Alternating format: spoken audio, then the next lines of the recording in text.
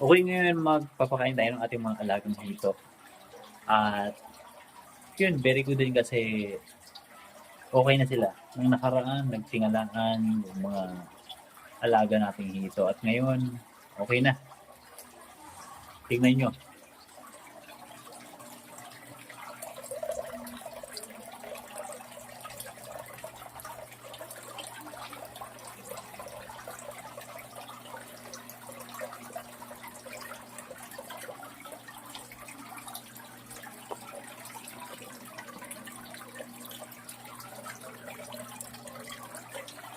Okay, ito na sila ngayon. Yan, yung ating mga alaga. Okay, masisigla na naman. Okay, papakainin natin sila. Actually, di ko na pinapad yung feeds. Actually, madalas binababad ko pero ngayon hindi ko ibababad. Ito na sila. Okay, simulan ko dito.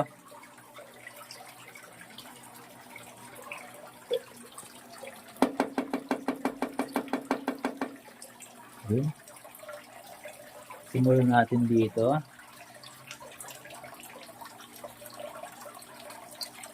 Yun. Okay, ngayon sila.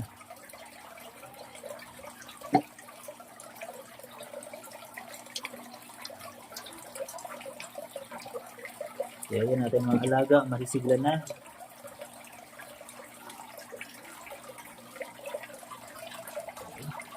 Kabila.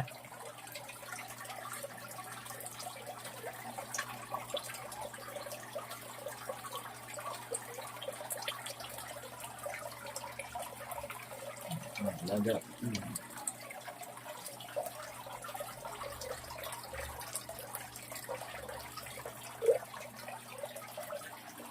Okay, sana laging ganito yung ating mga alaga, yung masisigla. Tulad nga na lagi kong sinasabi, along the way makukuha naman natin yan. Kung paano talaga yung process, kung paano sila palakihin. Unti-unti lang, makukuha natin yun. Yung nakaraan pala, yung nagsitingalaan sila, naglagay ako ng asin. Totoo lang, di ko nasukat yung nilagay kong asin, pero nilagay ko ng asin. Tapos nagbawas ako ng tubig. Nagbawas ako ng mga 30% na tubig yung binawas ko. At ngayon, ito na yung resulta.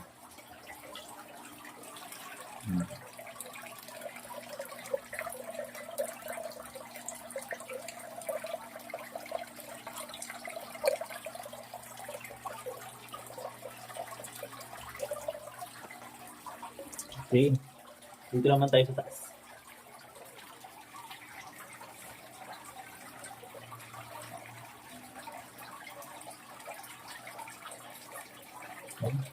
Ang liliksi nila sa ilalim.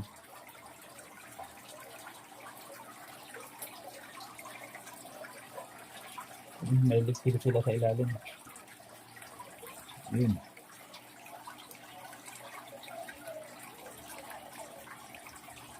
Okay.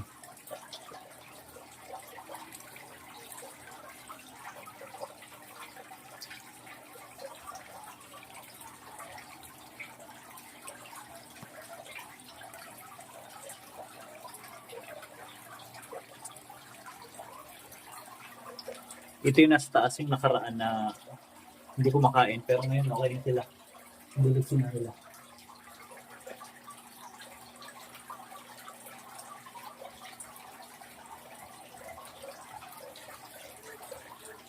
Okay, yun sila ngayon. At ngayon naman dito tayo sa pangalawa.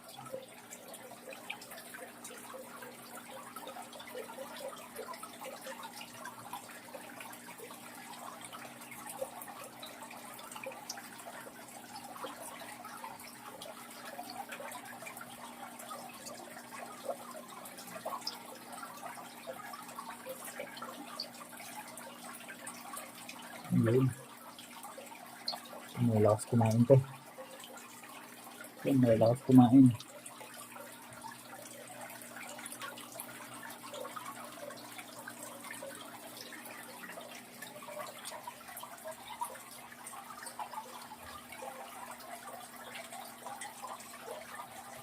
Ayun. Dito naman tayo sa ilalim. Ayun. Grabe.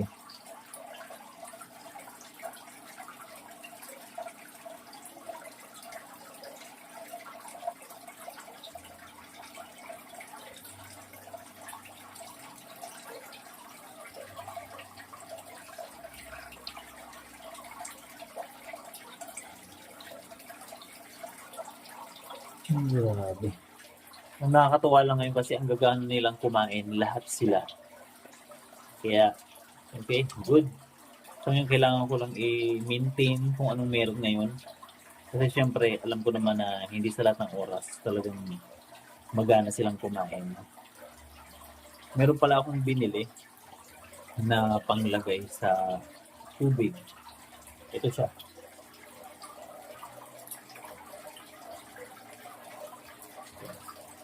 Di ko lang alam kung effective to. Pero nilalagyan ko siya. Every other day, nilalagyan ko. Pero actually, 3 days ko nang nilalagyan.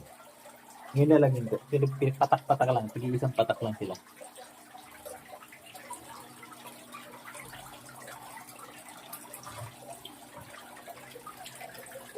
Okay, lagyan natin.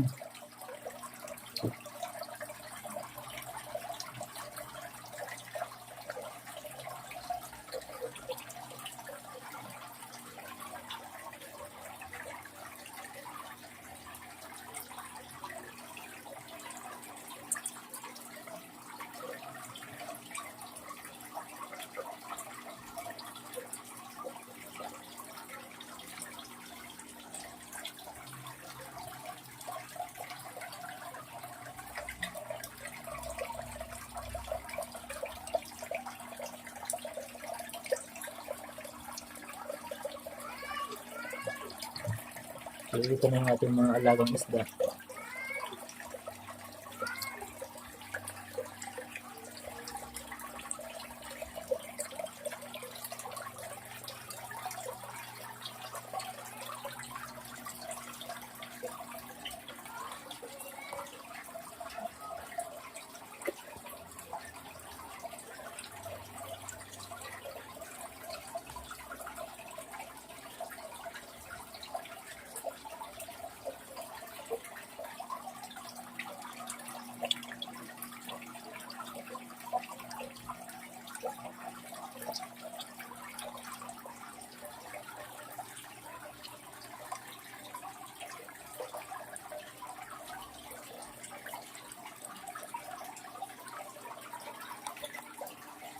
Okay.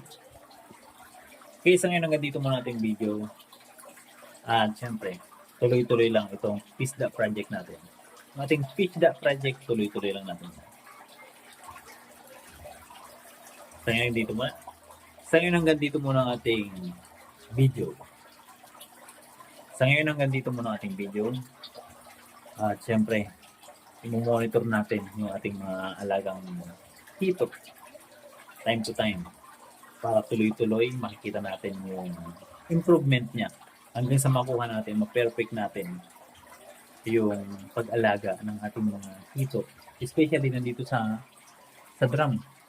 Kasi maraming nagsasabi na wala doon nabubuhay na hito sa drum. Pero ngayon, check natin, papatunayan natin kung totoo ba talaga na walang nabubuhay na hito sa drum kaya walang napapalaki. Actually, nakarang nag-ano na tayo, nag-harvest na tayo ng ilang piraso. Lumaki rin naman sa loob ng 2 months. Pero ngayon itong nandito, papaabutin ko ito ng 3 to 4 months. Tingnan natin kung gaano kalaki talaga yung ilalaki ng ating mga hito na inaalagaan dito sa drum. So, okay, sa ngayon hanggang dito muna ating video. Peace.